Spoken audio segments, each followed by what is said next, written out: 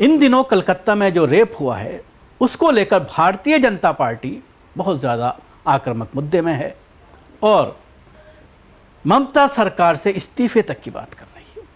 लेकिन अपने राज्य में किस तरह से इन गैंग रेपिस्ट के साथ, इन बलात्कारियों के साथ सहानुभूति दिखाती है भारतीय जनता पार्टी, उसके संगठन के लोग किस तरह से उनकी मदद करते हैं, हिंदूवादी संगठन किस तरह से आरोपियों को बचाते हैं और इनका साथ पुलिस भी देती है मजबूरन, क्योंकि इनका ताल्लुक सत्ताधारी पार्टी भारतीय जनता पार्टी से है।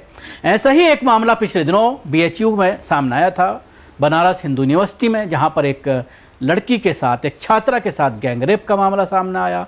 3 भारतीय जनता पार्टी के सोशल मीडिया के जो इन्फ्लुएंसर थे, सोशल मीडिया में काम करने वाले थे, उससे जुड़े हुए थे, उनका नाम सामने आया, उनको गिरफ्तार कर लिया गया और फिर बीजेपी कल्चर, इस रेप कल्चर के बारे में खुल करके सामने आया। अभी आपने कल ही देखा कि कर्नाटक में किस तरह से एक भारतीय जनता पार्टी के बड़े नेता को छेड़छाड़ के मामले में उनके खिलाफ FIR दर्ज की गई है और रोज़ाना इस तरह के मामले लगातार सामने आ रहे हैं कि किस तरह से भारतीय जनता पार्टी के पदाधिकारी इस तरह की नापाक हरकतों में जो है वो लिप्त हैं।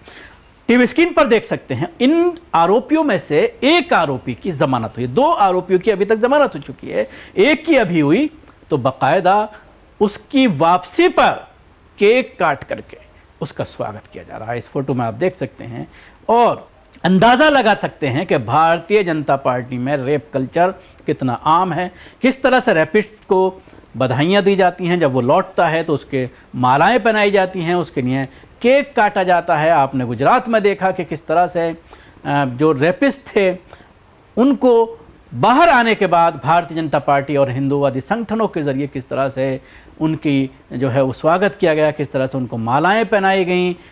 लेकिन सवाल ये खड़ा होता है कि जब गैर शासित भारतीय जनता पार्टी के किसी राज्य में इस तरह की घटना घटती है तो उस पर हंगामा किया जाता है, CBI इंक्वायरी की बात कही जाती है। ये मामला पिछले साल नवंबर का है, BTech सेकेंड ईयर की छात्रा का यौन उत्पीड़न हुआ था, जिसके बाद इस केस में 3 आरोपियों को गिरफ्तार किया गया।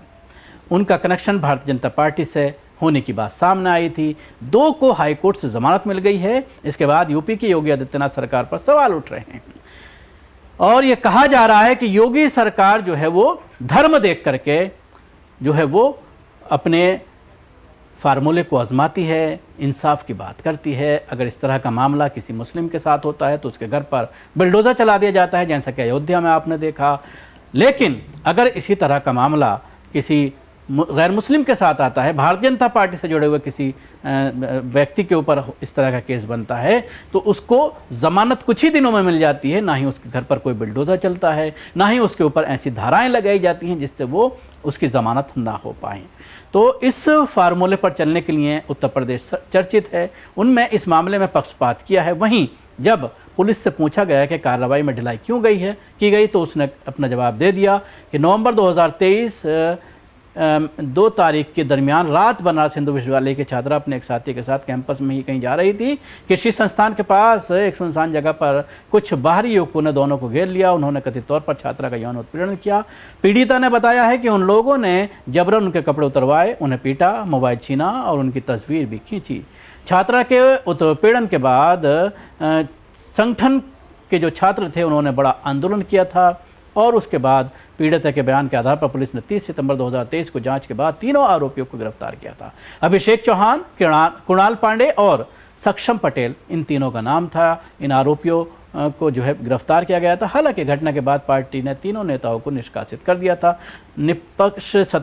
विपक्ष ने जो है वो सत्ताधारी पार्टी के ऊपर तरह तरह के आरोप लगाए थे और इन आरोपियों को लेकर के ये कहा गया था कि आरोपियों का भारतीय जनता पार्टी से कनेक्शन है, जिसकी वजह से उनके साथ नरमी बढ़ती जा रही है। इस मामले में यह भी कहा गया कि पहले तो गिरफ्तारी में इतने दिन लगे, फिर गिरफ्तारी के बाद भी आरोपियों के घरों पर बुलडोज़र नहीं चला। यह आरोप आज तक लगाया जाता है।